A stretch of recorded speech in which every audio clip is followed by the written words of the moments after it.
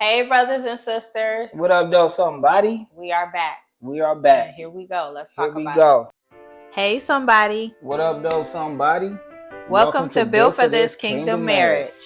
I'm Jazz. And I'm RJ. Here we discuss kingdom marriage, dating to marry, also growth and healing. Our hope is that we all come to a clear understanding of God's will regarding love and relationship, aka marriage. Thanks for watching. Oh, we are here to talk about man versus women. I don't smile. We don't know what we're going to title this, but this video man versus women is going to be about the battle of men versus women. Why? Now, the reason that we're men versus women in relationships, marriage, however, the workplace, wherever, we're discussing this because this is something that I asked God what was on his heart one day, and he showed me, he brought me back to these few dreams. I had 3 dreams. One section in the dream, or one part of the dream, section in the dream was from another, but the 2 other dreams were specifically about men and women and the battling back and forth. So we're asking God for marriage. We're saying we want marriage. We want love and relationship. We want true love. We want true marriage, centered in God. We want God's will for our life, right? But then we are not willing or wanting to heal. We're not willing or wanting to do what's needed to have that relationship healthy, to have it in fulfillment, to have the happiness or to be blessed in our marriage. So that's what we're going to be talking about today. So also, I just want to go back. Like, I'm not smiling because of, oh my gosh, whatever. Like, I'm smiling because this is one of the topics really I wanted to talk about, because I met a lot of women just asking questions, just talking off conversation, and this is what it comes to, men versus women. And also, I talk to a lot of fellas, and again, this is what it all comes down to. It's like men versus women. I want this, I want that, or I want this, I want that. But the 2 things that, just to piggyback off my wife, is that we have to be able to do is to submit and be submissive. And that's not only to each other, that's to God too, as well. God first. That's a God first thing.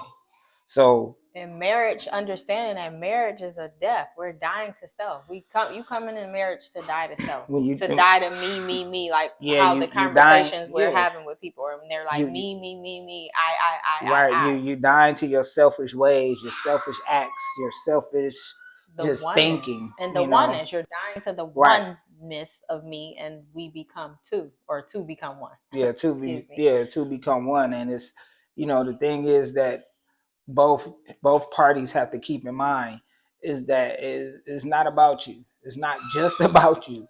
It's not about you. It's about everyone, that other person too.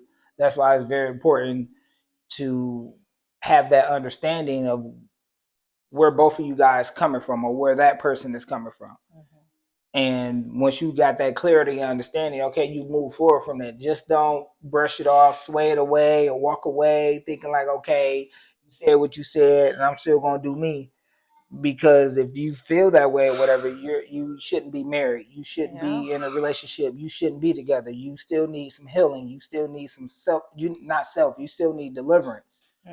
And you can't sit up here and say you want marriage, or you need marriage, or whatever, how you saying it, but your actions is not speaking louder than your words.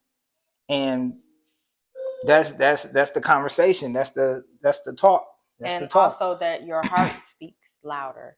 Right. We say we want marriage for God's purpose, his what he intended marriage for unity. That's what marriage is. Unity. Marriage is a covenant. It's unity. It's 2 coming together, becoming 1. One body, one sound, one mind, oneness, right? Whole. 2 coming together to become whole. And like we said, when you come in this, you're dying to self. You're dying to your selfish will, your selfly desires, your life as it was as with you individually. You're dying to that to become one with your spouse, with your partner. This is for relationships too. You don't just start. You want to know what marriage is before you get into marriage, right? A lot of us don't have didn't have that luxury or that have that. So I'm talking to singles now. Like, you want to know what you're getting into before you get into it. Because if not, if you don't care to know what marriage is or what God is saying about it, then we know that you're literally just going in on what you want it to be. And that's going to be why it don't work. So I'm gonna just revise the two dreams. So the one, I was in an office space and I was in there with men, and I was trying to go to the bathroom and the men were blocking me from going to the bathroom. They decided, like, you're not going past, you're not going to the bathroom, and they were like so puffed up in pride. So that, I knew it was talking about control. So men being controlling and intimidating in relationships, right? But then the second part was women. It was a song playing, and it was like the DJ was catering to the women. So the women were in the dream going off of emotions. So they're rooted in emotions and feelings. And then now this is just what's happening, right? So it was a back and forth. The men are trying to intimidate and control. I ain't gonna say in the physical, but mind control is just controlling and intimidation. Like I said, they were blocking me from going to the bathroom. Like, you're not going to the bathroom. And I'm like, I was confused, like, okay. But well, I wasn't confused, but I'm like, what is wrong with y'all? And then the women constantly, like, sounding like a broken record, if you will, with with their feelings and emotions. This is what men doing, this is what y'all doing, this over and over. That's what it was. So come to the end of the dream. I know I pulled up to a house and it says 725 on it. And when I looked this up in the Strong's Concordance, it gave me Aurora. Let me see. I'm sorry. Aurora, Aruma. And it means stronghold or fortress. So God is saying, like, we have these stronghold mindsets. You're fortified around what we want, what I want selfishly, what I want personally, or just thinking that this is how I'm going to control this relationship or this situation. And women as well. We're so caught up in the emotion of it, we can't move forward. And men so caught up in the intimidation or trying to control, we're not moving forward. When what we need to be doing is healing. And that's what the second dream was about. Now, when I break the number 725 down, I will get like fullness. Two is two becoming one. So completion, or the coming together, the multiplication of when we're getting it right. And then also grace and redemption, God's grace and redemption on this thing. So all in all, that one was meaning for us to heal. Like, I know, like we know, we see it. Again, we're saying we want what God wants for us, but then we're going against the very thing. Like that, the two doesn't go. Babe, go ahead if you want to. No, and like go to the and it's so, I mean, it's so wonderful how God works. And I haven't had any dreams or anything like it, but again, like the conversations I had with women it's been like, why he treat me so wrong? Why he treat me so bad? And I'm like, how long you been with that person? Oh, I've been with him for like 5, 6 years, or Man. 2 years, 3 years. And when I tell him, I say, because you let him. And you allow it. And you allowing it. You are allowing it. Like, yes. You saying it's okay. Or it'd be conversations with women where they say, like, I saw the red flags in the beginning, but and it was like, there's no but. There's no but to it. Is you saw them red flags. And then I had conversations with fellas like, well, I met this girl, and everything was good, everything was like clicking, but it was just like, she just stopped talking to me for a long time. And then when I text her and say, hey, what's up, what's going on, I was busy, and I asked her, where did you meet her at? Where did y'all meet at? Oh, we met at this club, or we met at this party. And it's like, you're not going to find nothing good at a club or a party. What I'm saying is that, with all these conversations that I'm having with with the guys and with the women or whatever. It's like, honestly, it's like you guys are letting this happen, and you guys are allowing it. I may not get to all the dreams, but the second dream was where men and women were seeing the weaknesses in the opposite sex, and the point was for us to be praying for one another, right? These women or these people were it was a bunch of conversations going on, and the person that was speaking, whether the man or the woman, was speaking and sweating so hard, like they were sweating so hard trying to preach to the opposite sex on their faults or what they needed to do or what they were doing wrong, right? When they themselves needed to heal from their own issues. So we know, I know that dream was about not judging others around you when you have issues of your own that needs to be done, and which takes me to Matthew 7, 3-6, and then also Luke 6:37-42, where it's just talking about you look at the speck in your brother's eye, but you don't consider the plank in your own.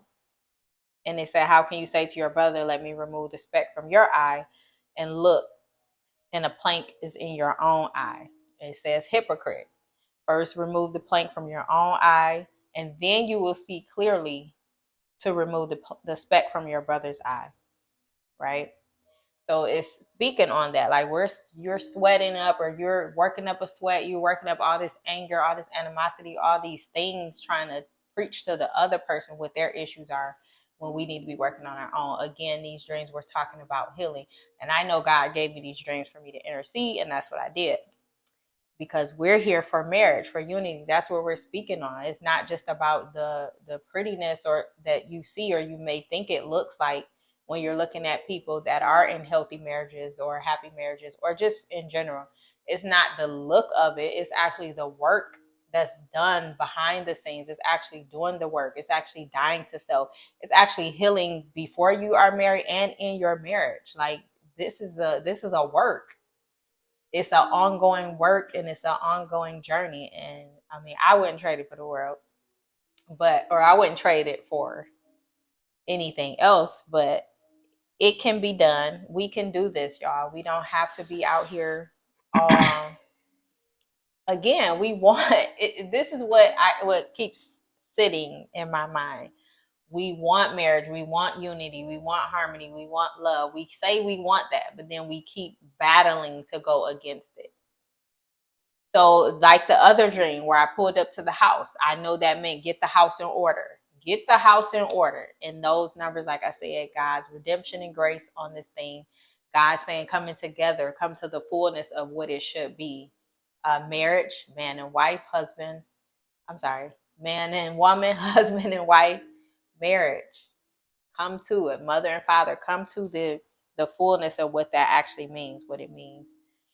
So I just pray, like I did then and now, I just pray that we get it together, that we come to the understanding of what God truly means when he say marriage, what God truly meant when he said man was not it's not good for man to be alone, what it truly meant when he said when he took the rib out of the man to create the woman, what this truly means when Jesus died for the church or gave himself for the church, what this really looks like.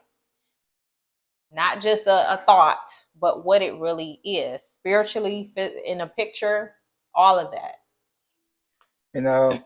Also too, we have to keep in mind in Genesis, 2nd Genesis 23-24, when the Lord took the rib from man, and he presented woman to Adam, and Adam said, this is now bone of my bones and flesh of my flesh. She shall be called woman, because she was taken out of man. So if you think about that scripture, like when a man finds his rib, aka his wife, y'all coming together as one, because that's bone of your bone and that's flesh of your flesh. And also in 24, he say, therefore a man shall leave his father and mother and be joined to his wife, So think about that. Should be joined to his wife.